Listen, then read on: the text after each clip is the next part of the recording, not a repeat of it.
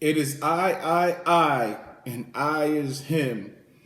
You are now tuned in with the one that wanna win. This is Kevo the Voice, and we on K Talk, where I get to talk about whatever I want to talk about because it's what I want to talk about. And if you're tuned in because you want to hear what I want to talk about, and we can talk about it together. A bunch of album dropped this week.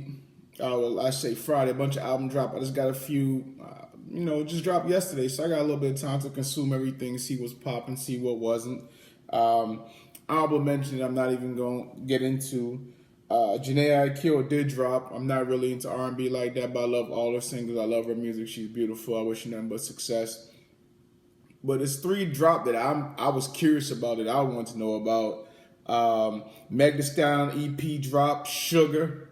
Before I even start, let's just say Meg Thee Stallion, fire. Sugar, fire.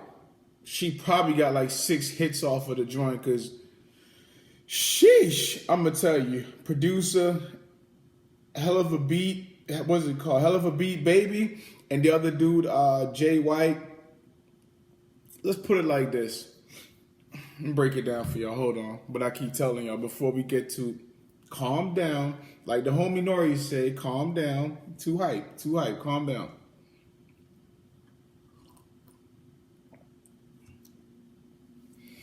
Meg Thee Stallion dropped a 9-track EP, right?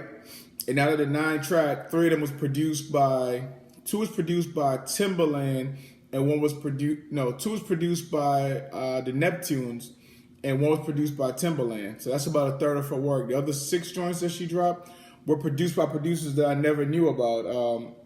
Like I said, Jay White and Hell of a Beat Baby.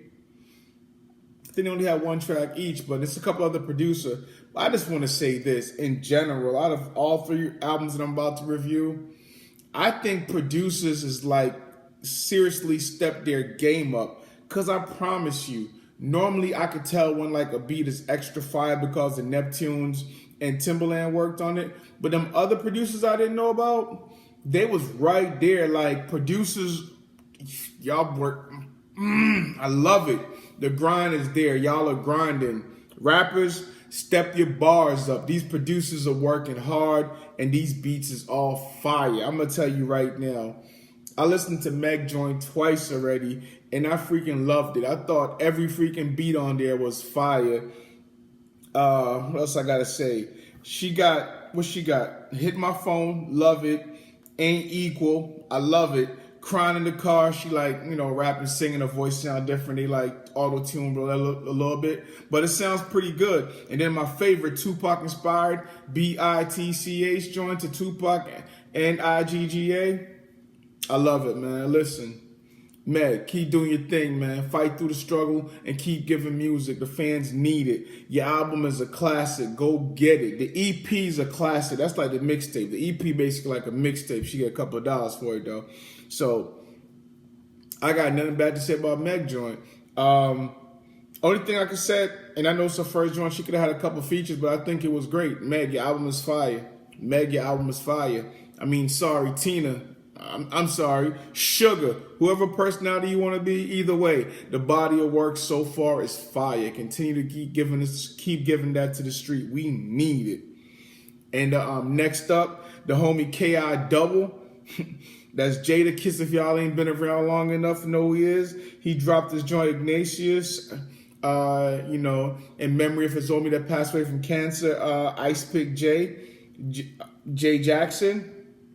That's his longtime producer, dude that he known for mad long. But I appreciate the dedication. I'm going to tell you, this is one of Kiss' best body of work that I heard in a long time. I know he say top 5, but I don't think he ain't bodied no record. I can't say he bodied no record, but he definitely choked a few people and probably dropped an elbow on somebody on a couple of these tracks. A couple of these tracks was hard. Pearly Gates, I loved it. Angels Getting Pedicure, Government Cheese, and Closure, those were felt. And I mean, overall, I think that album was a good album for Kiss. I'm not going to lie. I was surprised he had no locks on there. I was definitely surprised he had Fab on there since, the close relationship they got since they dropped the Freddie and Jason. But I could tell you, Kiss, you said you ain't need the locks to help out. Now, I commend you for the first time in your career. You dropped the album without the locks. No, I didn't see no Chic. I didn't see no Styles.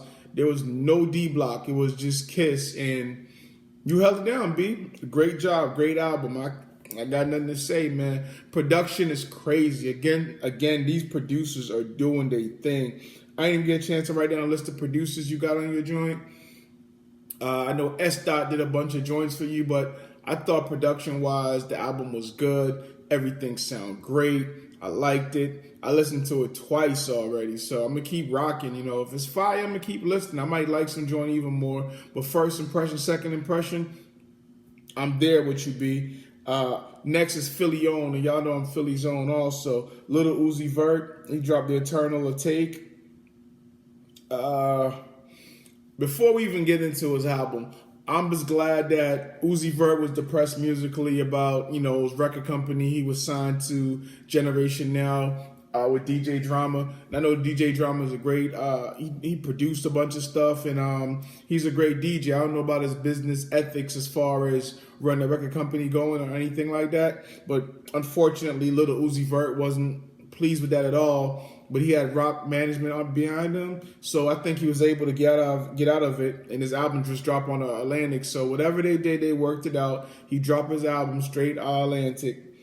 So on that note alone, I'm happy for him. He and his joint, everybody joint I mentioned, he dropped his joint, but he ain't really had no feature. Like, it was just Little Uzi Vert. Just, if you're a Little Uzi Vert fan, you'll probably love it. Excuse me.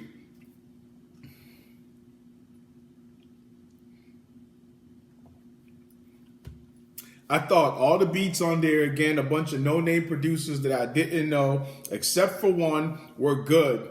Segue, except for one. Chief Keef produced Chrome Hard Tags. Chief Keef been around for like 8-9 years. I want to say like 2011, 2012.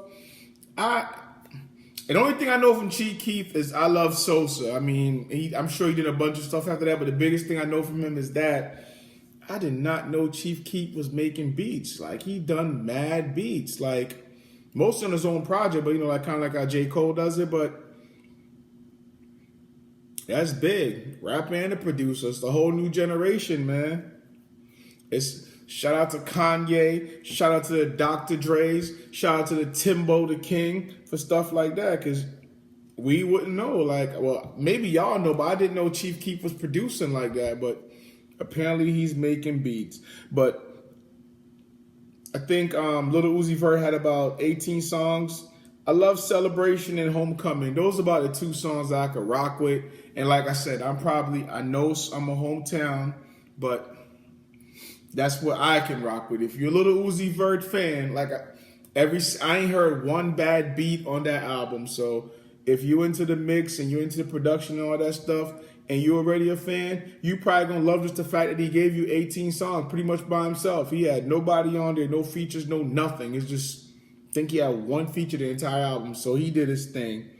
That's my 2020 album review. Chief Keef, Meg Thee Stallion, Fireball, Dragon Z, J.I. and Jada Kiss, K.I. Double, giving us some work without the locks. Did it by himself and held it down.